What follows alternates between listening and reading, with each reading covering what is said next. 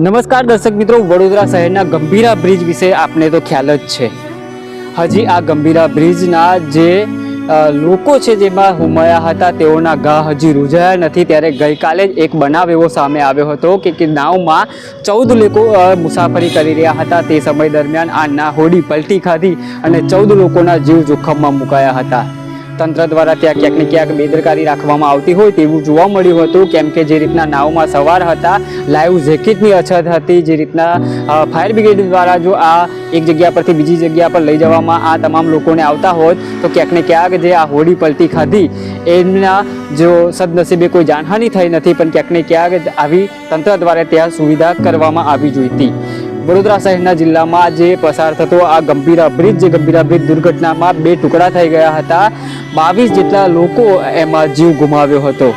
આજે જે ગઈકાલે હોડીની ઘટના બની ત્યારબાદ જે કોંગ્રેસના પ્રમુખ જસપાલસિંહ પઢિયાર કલેક્ટર કચેરી ખાતે આવીને કલેક્ટર શ્રીને રજૂઆત કરી કે અહીંયા સરકાર દ્વારા સુવિધા ઊભી કરવામાં આવે।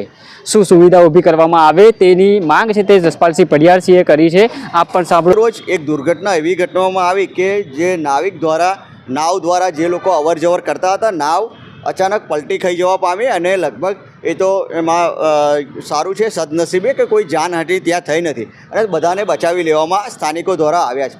પરંતુ વારંવાર સરકારનું ધ્યાન દોર્યું તેમ છતાં પણ આજે 7 મહિના થઈ જાય તેમ છતાં પણ પ્રવક્તા મંત્રીશ્રી જ એવું કહેતા હતા કે 23 ગાડામાંથી 22 ગાડા સારા છે, તો હજુ શાના માટેની રાહ જોઈ રહ્યા છે? કેમ વૈકલ્પિક માર્ગ વચ્ચે જવાય એવો રસ્તો કરવામાં આવતો નથી? શું કામ સામાન્ય અને મધ્યમ વર્ગના લોકોને હેરાનગતિ કરવામાં આવે છે? ગઈકાલે જે નાવની દુર્ઘટના ઘટી એમાં જો કોઈનો જીવ ગયો હોત તો કોણ જવાબદાર? એટલે આ બધી બાબતોને લઈને ફાયર બોટને ત્યાં તૈનાત કરવામાં આવે એવું માનનીય કલેક્ટરશ્રીને રજૂઆત કરવા માટે આવ્યા હતા અને નાવની ત્યાં વ્યવસ્થા કરવામાં આવે અને સાથે લાઈફ જેકેટની વ્યવસ્થા કરવામાં આવે એવી અમારી માંગ છે।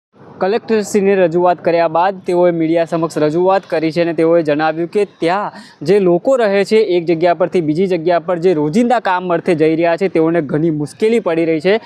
બ્રિજમાં જે 2 ટુકડા થવાના કારણે કોઈ વૈકલ્પિક રૂટ છે તે બનાવવામાં નથી આવ્યો। તેના જ કારણે જે નદી કિનારે બંને છેડા પર જવા માટે નાવનો સહારો લઈને ત્યાંથી જવું પડે છે। જીવના જોખમમાં અહીંયાથી પસાર થવા માટે જે ત્યાંના લોકો છે તે મજબૂર બન્યા છે।